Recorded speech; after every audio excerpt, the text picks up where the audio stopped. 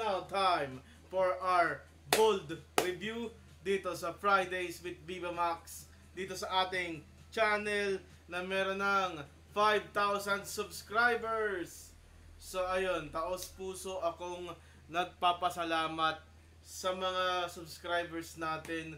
We are promising bigger and better things on this channel. We're doing a Viva Max Iceberg, also anime bold review coming in December. And of course, we just did wrestling and I think it blew up to 600 views. Ayun, so meron tayong wrestling video na pinablish actually 1 day ago, yesterday, 672 views. It's about the CM Punk situation. So, ayun, please check it out. Pero enough about me. Let's talk about Viva Max.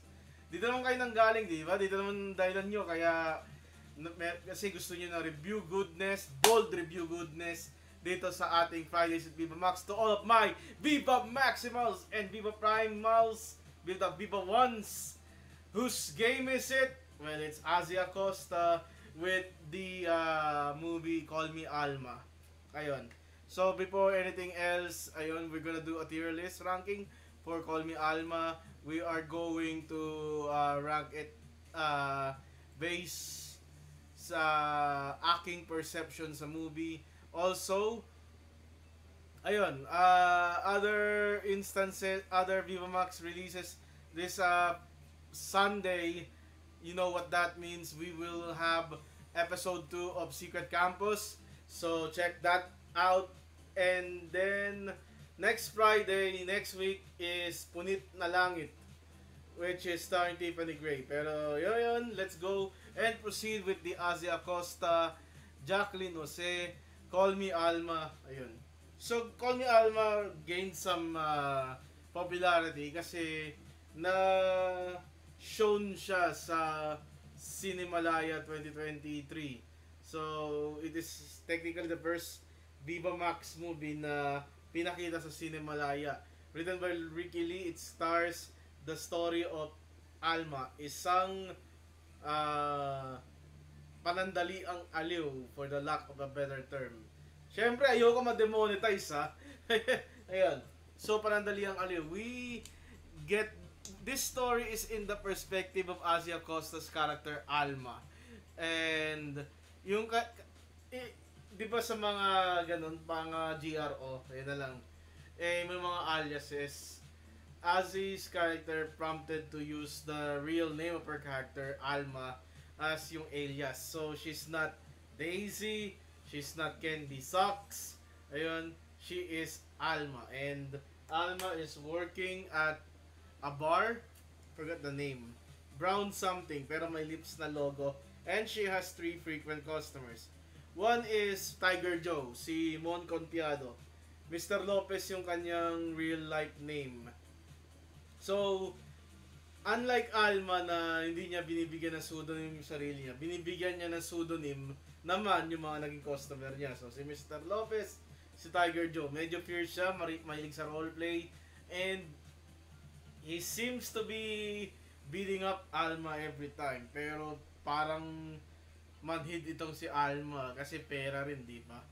We also next is Mr. JC, played by Joseph Elizalde, also known as Caballo.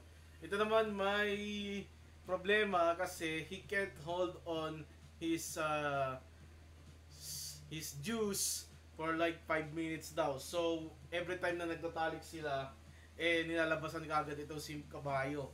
And then next one is si Papi Love, si Miguel, o si Papi Dog, who has a Papi Love dito kay Alma. So, tumatambay, estudyante itong si Miguel, tumatambay sa bar.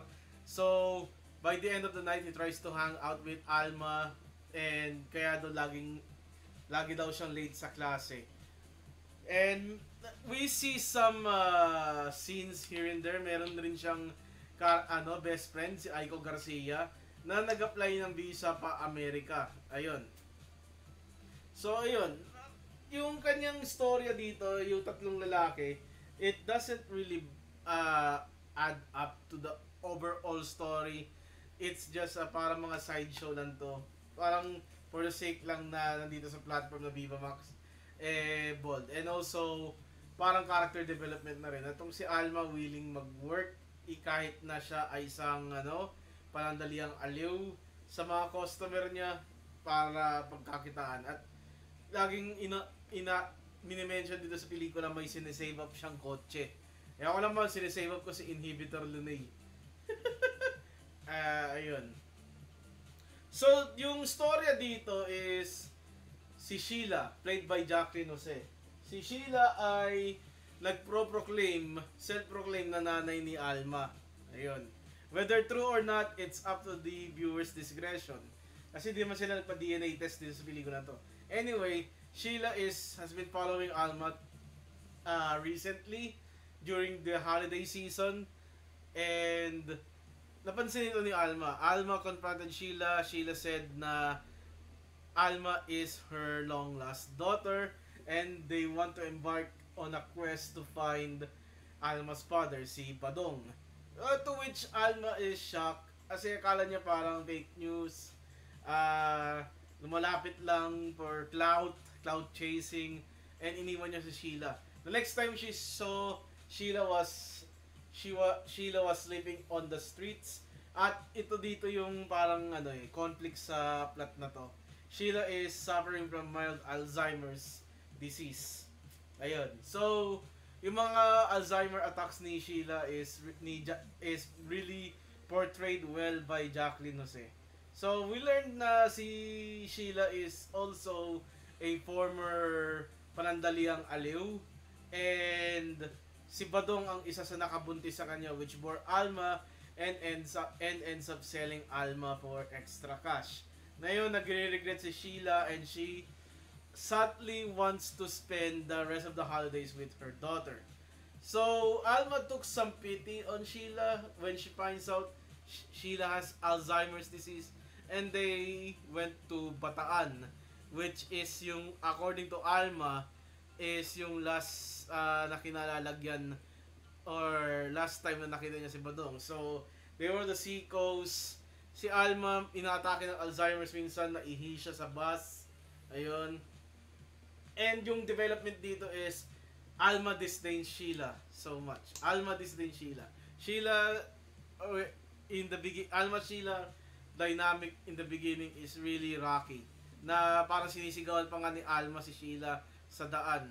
It just happened na dun sa resort, ayun, dun sila nagkaroon ng bonding moments bilang mag-ina. So, yung first dito na paghahanap, na-paint si Sheila due to another Alzheimer's attack, and she store Sheila, ayun. So, nagkaroon ng kwentuhan dito. Okay? And they still search for Badong, but it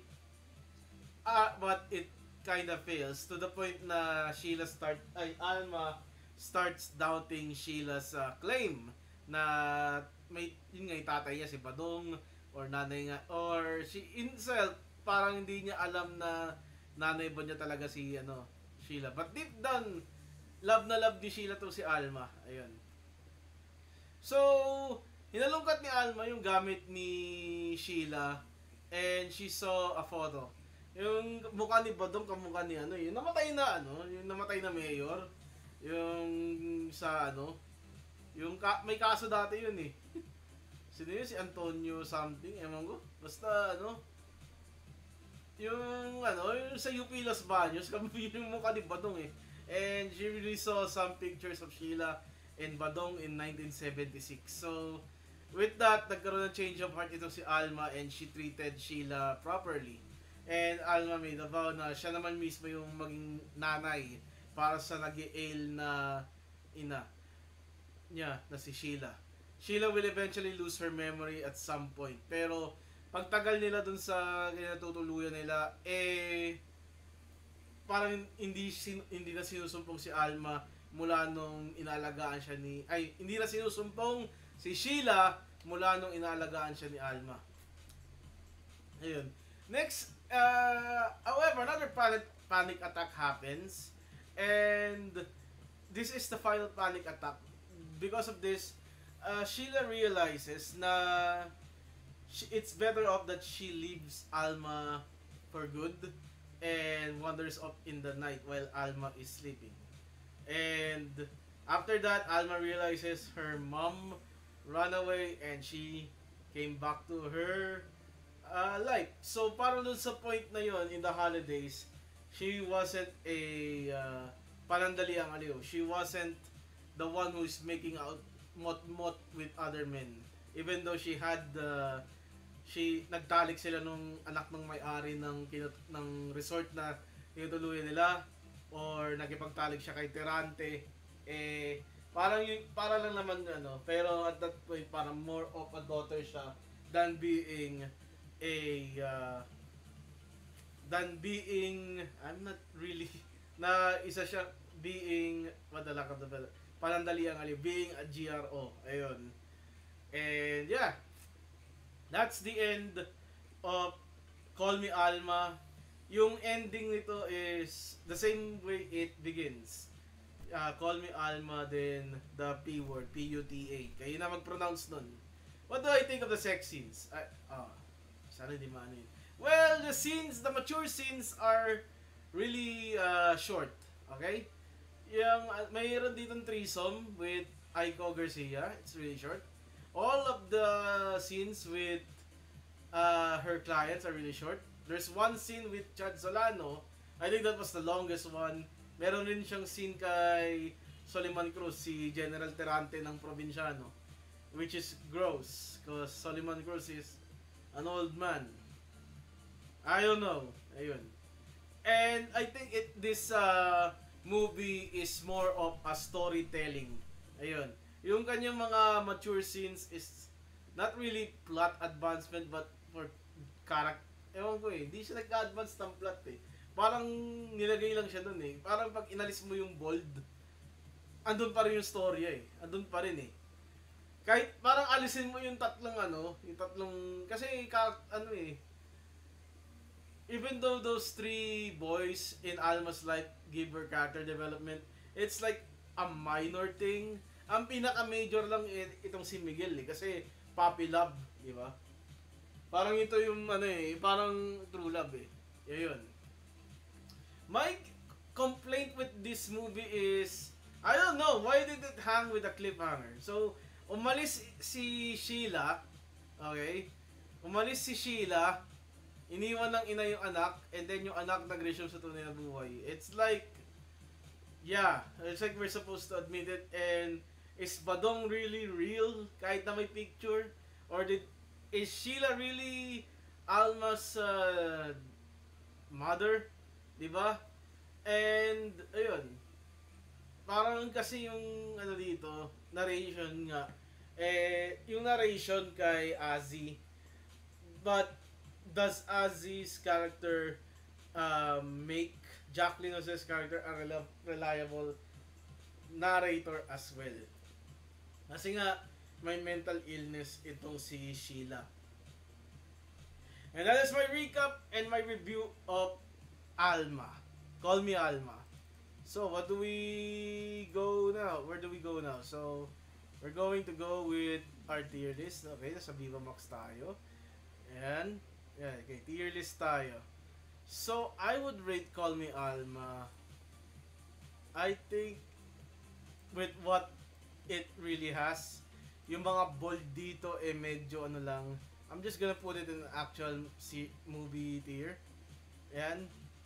It's really geared up a movie. Just remove the mature scenes. It's gonna be fine. Yeah. So, next week, like I said, Punit na Langit, then this Sunday, Atasca returns this Sunday for Secret Campus.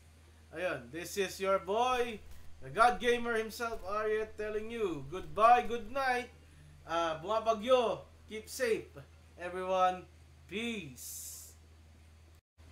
Sorry, di ko nalagay yung ayan yung tier list I'm gonna put it, actual series. So, bloopers yun, okay? I did not realize na hindi na-display yung window ng Opera GX. Sana sponsorin nyo ako, pero ayan.